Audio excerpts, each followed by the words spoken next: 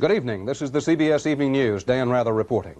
What was feared might happen in the battle between Israel and the PLO appears to be happening tonight. The intervention of Syria in support of the PLO in Lebanon. So far, the intervention is relatively minor, but circumstances are developing that could change that in an instant. Syrian warplanes entered Israeli airspace over Galilee, the first time in nearly a decade that any Arab warplanes have flown over Israel. Israel says 2 of the Syrian planes were shot down, as were 4 others over Lebanon. Syria says it lost 2 in all. On the ground, forward units of Israeli troops neared the strategic highway between Beirut and Damascus, and it's reported that here there were skirmishes between Israeli tanks and Syrian armored forces. We have 2 reports from the battle zone.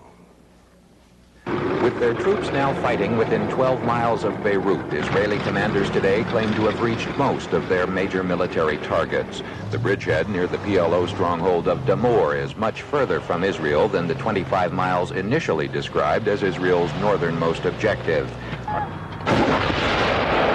Artillery and aerial bombardments softened up approaches to the town of Beit Din before the Israelis rolled in today. Israeli tanks and artillery now command other positions on the high ground overlooking the PLO's main supply route along the Lebanese coast. At the Palestinian camp of Burj Shamali near Tyre, the Israelis began mopping up pockets of resistance. Palestinian guerrillas still held positions in the camp's school today. The fighting has left much of the Tyre area deserted. Some who stayed behind were part of a Norwegian medical team who staffed the camp's clinic. They are using very big bombs because they have blown up the shelters. And all the camp is destroyed up here.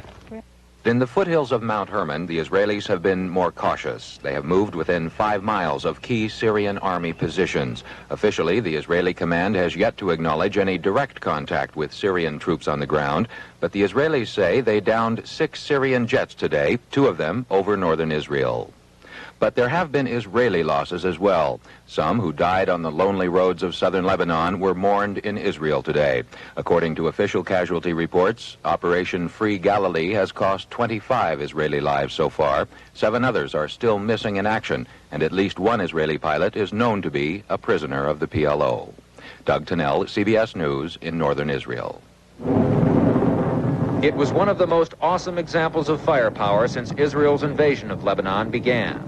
Wave after wave of fighter planes struck at guerrilla positions in Damour, drawing sharp anti-aircraft fire in return.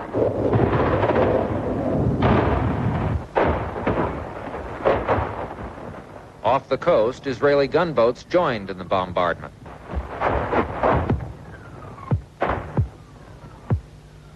The bombing and shelling continued throughout the day, the sky resembling a 4th of July fireworks show, as Israeli jets dropped flares to ward off heat-seeking missiles launched by the guerrillas.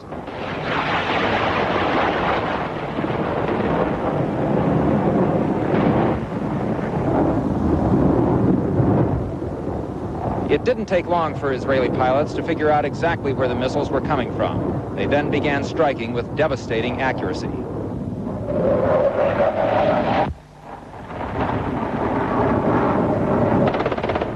5 miles to the east, a home was wrecked, not by a bomb, but by wreckage of a Syrian plane, down during a dogfight over Damour with Israeli jets. A boy and a girl, sleeping inside, were killed. Their older brother was injured. Preparations for the funeral began right away, in keeping with the Druze custom of burying the dead on the same day. There will be more funerals in the days ahead, for the Battle of Damour is not over. Although Palestinian guerrillas paid dearly for their resistance today, guerrilla reinforcements are moving in, ready to confront the next Israeli attack, which probably will come tomorrow. Don Cladstrip, CBS News, Damour. Prime Minister Begin of Israel had a message for Syria's President Assad: stay out of the fight. Begin told the Israeli parliament that Israel's battle is with the PLO, not Syria, and he said if the Syrians hold their fire, Israel will too. PLO chief Yasser Arafat asked for help today from the Soviet Union and Arab countries in trying to ward off the Israeli attack, but the PLO representative in Moscow says the Soviet Union has not offered any direct military aid. Official U.S. reaction to the Israeli incursion has been on the moderate side. However, national correspondent Bob Schieffer reports from Washington tonight that the private line is much tougher. Schieffer quotes one well-placed source as saying that a lot of top U.S. officials are furious because the attack is a real setback for Mideast peace efforts and because it has overshadowed President Reagan's trip to Europe.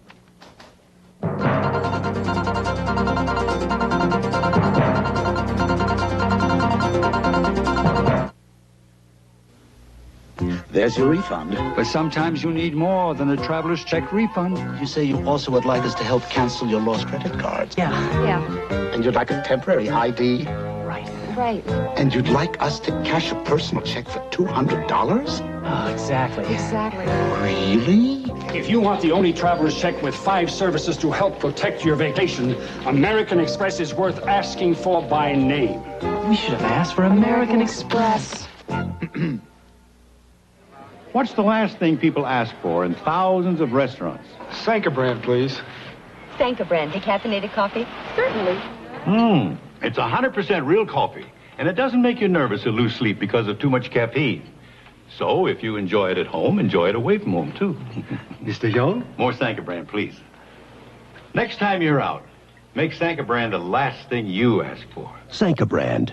Good coffee that makes good sense anywhere. British peers and parliamentarians gathered today in London to lend an ear to President Reagan. In return, as Leslie Stahl reports, Mr. Reagan was treated to an eyeful of British pomp.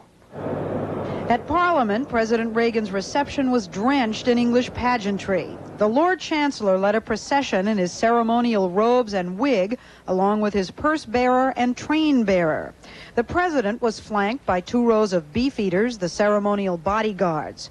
With King George III looking on, Mr. Reagan entered the Royal Hall to the sound of herald trumpets.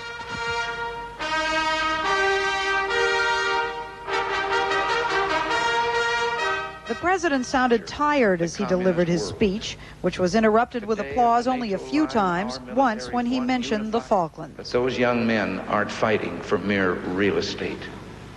They fight for a cause, for the belief that armed aggression must not be allowed to succeed and the people must participate in the decisions of government. And he called for an Israeli withdrawal from Lebanon. The fighting in Lebanon on the part of all parties must stop, and Israel should bring its forces home.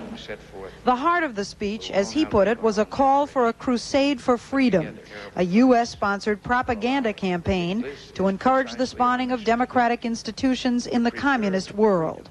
He seemed to stun the audience with this announcement. I am prepared to offer President Brezhnev an opportunity to speak to the American people on our television if he will allow me the same opportunity with the Soviet people.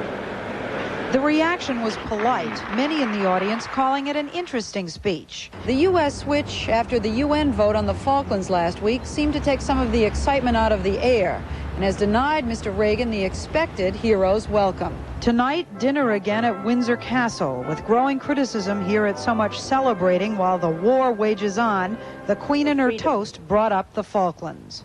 The conflict in the Falkland Islands was thrust on us by naked aggression. And we are naturally proud of the way our fighting men are serving their country. Throughout the crisis, we have drawn comfort from the understanding of our position shown by the American people. I propose a toast to Her Majesty the Queen.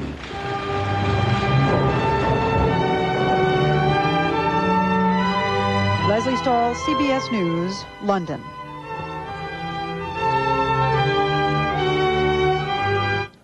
President Reagan's offer to President Brezhnev today to engage in a TV ratings war of sorts wasn't just fitting, it was canny.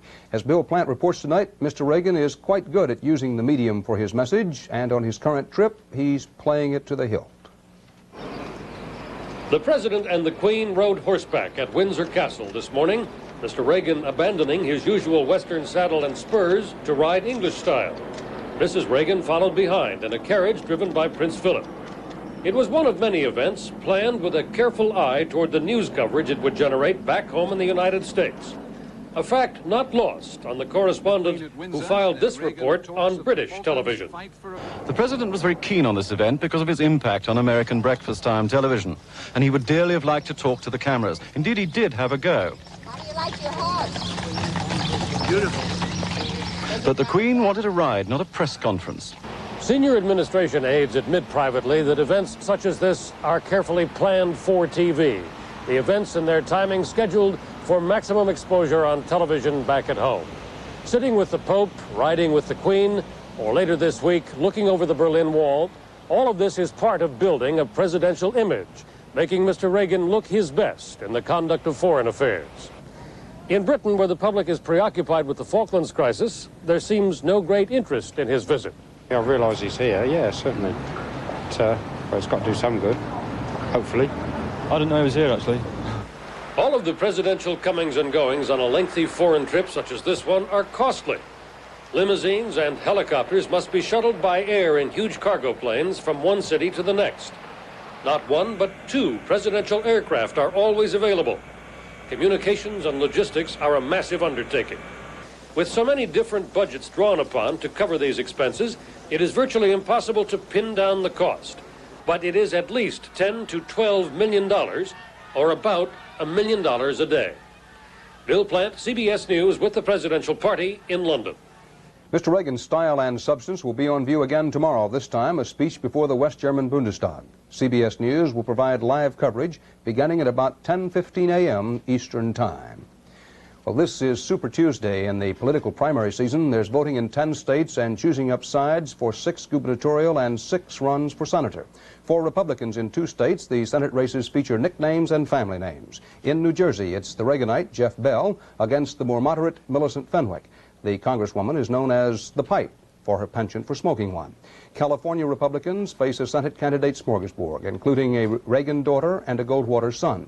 The man they all want to run against, and one of them will likely have to run against in November, is Democrat Jerry Brown.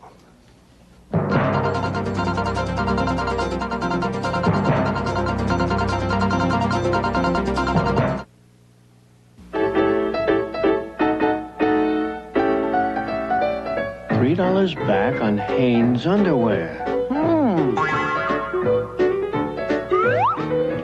Get $3 back on Hanes when you buy 2 3-packs of men's or boys' underwear. See your local newspaper or retailer for more details.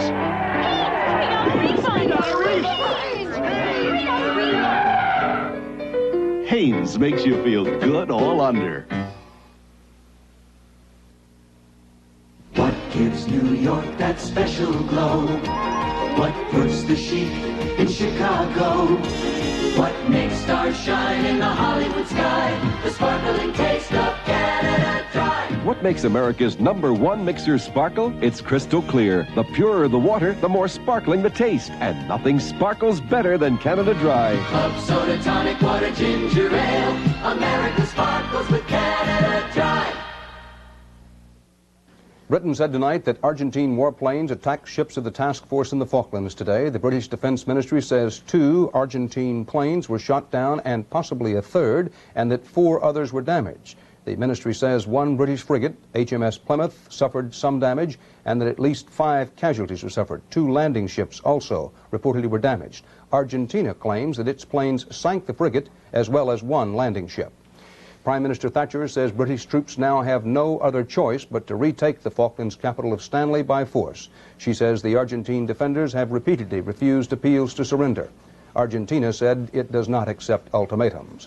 Most of the 9,000 British troops now surrounding Stanley had to make their way 50 miles across the island from their original landing point at Port San Carlos. The British Defense Ministry has released the first film of that landing last month, and Tom Fenton has this report. The eve of the landing at Port San Carlos was a short and anxious night, the end of an 8,000-mile journey for the Marines and paratroopers who waited to go ashore. At great risk, the task force commander brought his odd assortment of warships and merchant ships that included even the requisition liner Canberra right into Falkland Sound and up to the beachhead. Keep well clear of that ladder. The gamble paid off, allowing the task force to put 5,000 fighting men ashore within the space of a few hours without a single casualty. The unexpectedly good weather would have made the disembarking troops sitting ducks had the Argentine Air Force attacked in the first few hours. There was little or no natural cover for troops in the San Carlos area, and the heavy equipment and vital anti-aircraft protection needed to defend the beachhead could not be brought in until the troops had landed. As it was, the men had time to dig in and raise the flag for the grateful population before the Argentine High Command recovered from its surprise. Tom Fenton, CBS News, London. This is a strange story. A Liberian registered supertanker radioed today that it was bombed and strafed twice by an unidentified 4-engine prop plane some 500 miles northeast of the Falklands. The ship, with an all-Italian crew, says it was damaged and is trying to reach a Brazilian port. The ship does not say if any crewmen were hurt. Argentina and Britain both deny any involvement. In London, Secretary of State Haig was asked his opinion of the war today. Not the Falklands, but his own personal war of words with UN Ambassador Jeane Kirkpatrick over the Falklands and other issues. Robert Pierpoint was there for today's blast from Haig. After last week's foul-up over the UN vote on the Falkland Islands, Haig had implied Mrs. Kirkpatrick was a company commander in his army, comparing her, a captain, to himself, the general. Last night, Mrs. Kirkpatrick evened the score by charging that U.S. handling of the United Nations has been historically inept. It is a direct reflection of what has been a persisting U.S.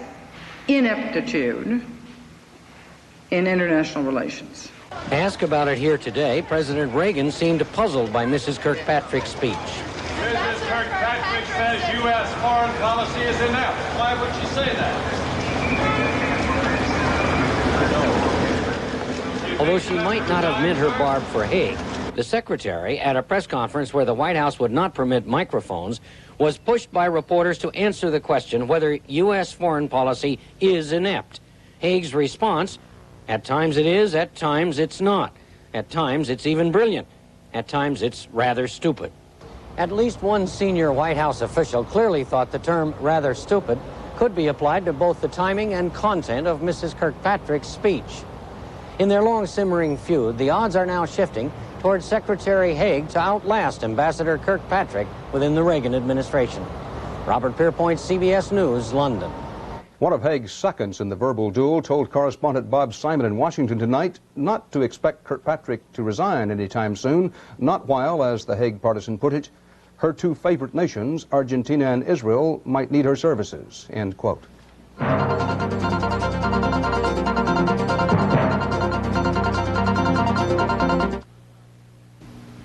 I'm Johnny Bench. This is Krylon Spray Paint, the other leading national brand. And here comes my fast pitch, so watch close. Krylon Special Formula goes on smooth, just like a professional finish. And just 12 minutes later, it's dry to the touch. No runs, no drips, no errors. The other brand's still tacky after 1 hour. Let's see it again. Krylon dry after 12 minutes, other brand still tacky after 1 hour. Did you catch that? Krylon, for a smooth, fast professional finish. I bought my sombrero in Rio de Janeiro. Very international. Right down to our traveler's checks.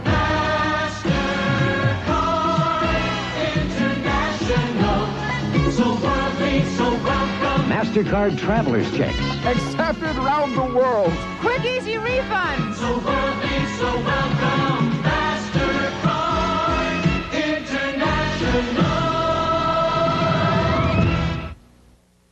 It was raining heavily when a Brazilian airliner crashed into a mountainside today. The Boeing 727 was approaching the airport at Fortaleza on a flight from Rio de Janeiro. At least 137 people were on board.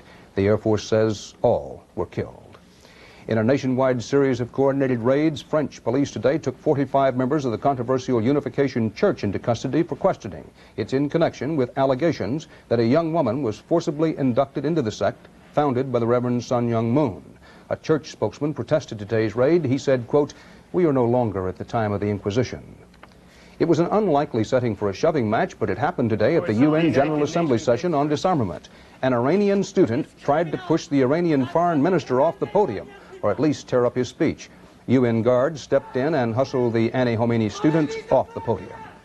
Protest, of course, takes many forms, and so does the current movement against nuclear weapons. The UN disarmament session is one example. Bruce Morton tonight takes a look at some others. He finds some can be found in your local movie house, others in the doghouse. The dog's name is Luca Brasi, for a character in The Godfather. That's chic. The dog is an anti-nuclear dog. That's chic, too, these days. Back in the 60s, we had radical chic. This is the season of nuclear chic. Some of the chants sound almost the same. 5, 6, 7, 8, we don't want to radiate. We made up a little checklist to help us find out if the nuclear freeze movement really qualified as chic. Is it playing at a theater near you? Yes. Do famous people talk to famous talk show hosts about it? Yes. The freeze of nuclear weapons right now is verifiable. Do famous people sing for the movement? Yes. Don't run, forget your gun, 'cause this one's gonna be the last one. What about art? Yes. In the room, the people come and go, white wine in plastic glasses, and a mushroom cloud over the Potomac. Does the movement have rock stars? It does.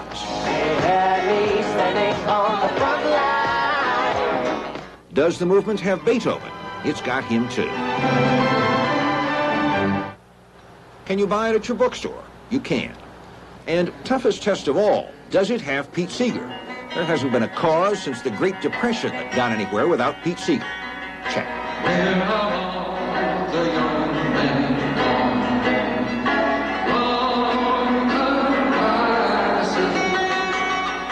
And the movement has people and kids, lots of kids, and banners and buttons and balloons and a dancing missile and a nuclear dragon and a cheer. Still, it's not all just pop art and famous faces. The United Nations really is holding a special session on disarmament this week. The United States and the Soviet Union really will start arms reduction talks later this month. And the anti-nuclear movement can claim some of the credit for that. It got our attention. Celebrating serious issues in frivolous fashions just may be the American way. Bruce Morton, CBS News, New York. Leroy Satchel Paige, the baseball legend, died today of a heart attack in a Kansas City hospital. He was believed to be about 75. His exact age was as mysterious as his assortment of pitches. Satchel Paige may be best remembered for the aphorisms attributed to him. Most famously, don't ever look back. Something may be gaining on you. For it was Satchel Paige's bad luck to be a young man when blacks were banned from organized baseball, so he built his legend pitching in the so-called Negro Leagues, winning thousands of games and against just enough white players in exhibition contests to confirm that legend. He was at least in his 40s when he broke into the major leagues with Cleveland in 1948. He once explained, so far as it can be explained, his peculiar talent. The public didn't care who I played with. They didn't care nothing about me being on a certain club. All they wanted to do was to see me pitch. Well, I pitched every day and didn't feel it. I could just strike a man out pretty near when I got good and ready. If I couldn't get him side on me, I'd get him underhanded or overhanded. And I could throw strikes. I could throw strikes all three ways. His major league record, 28-31. In 1971, baseball inducted him into the Hall of Fame, into a special section commemorating the contributions of the old Negro Leagues to our national pastime.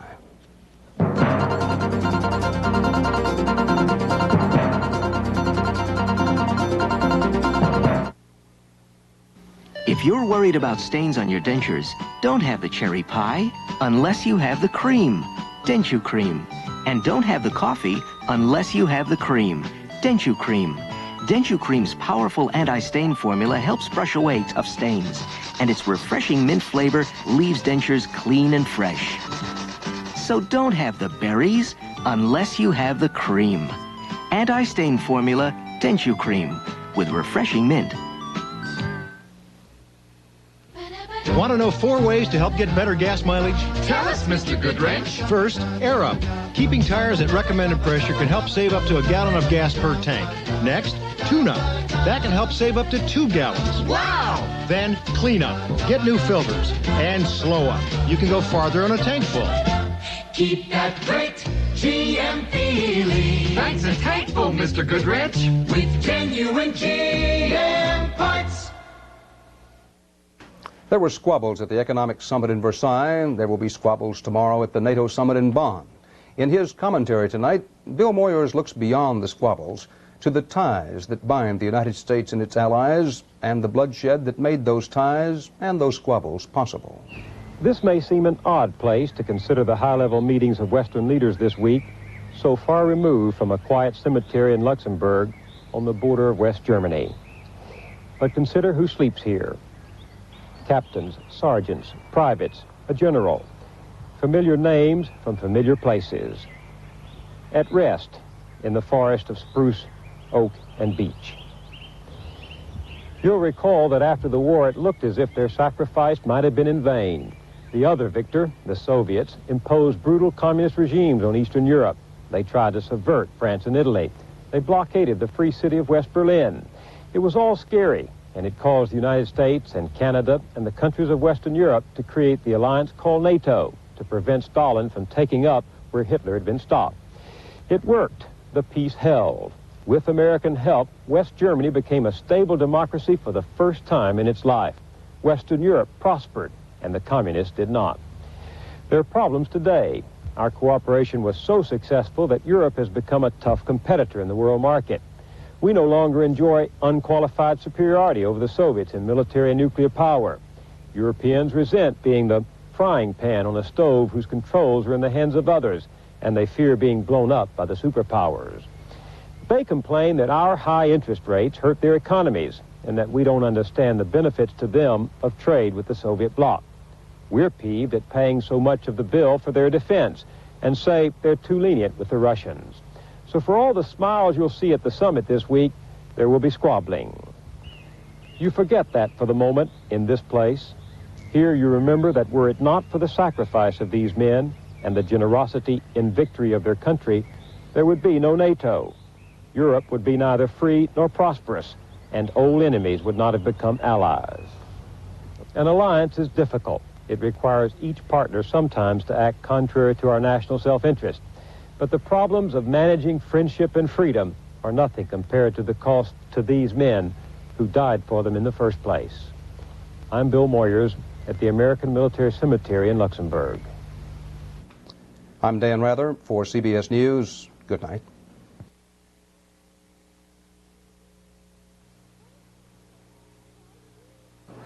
Wait, I forgot the bride and groom. Perfect.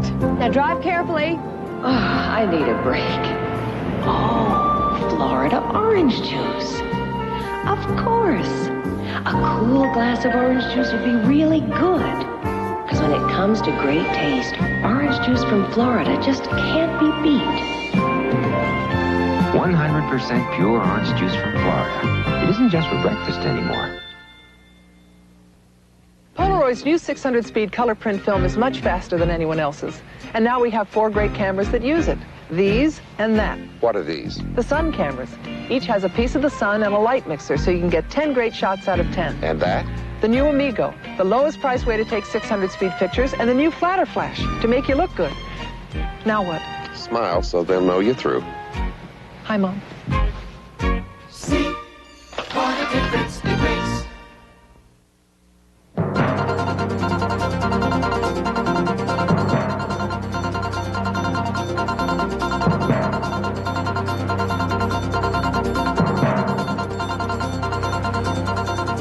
Universe, a chimp raised as a human child. How to wreck a building to the nearest quarter of an inch. And a star so bright you can read by it. All on Walter Cronkite's Universe, Tuesday. This is CBS. The statements given by parents charged with beating their children were read in court today. We'll have that.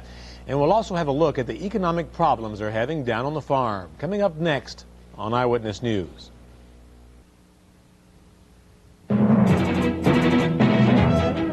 From Television 5, this is Eyewitness News, weather, and sports.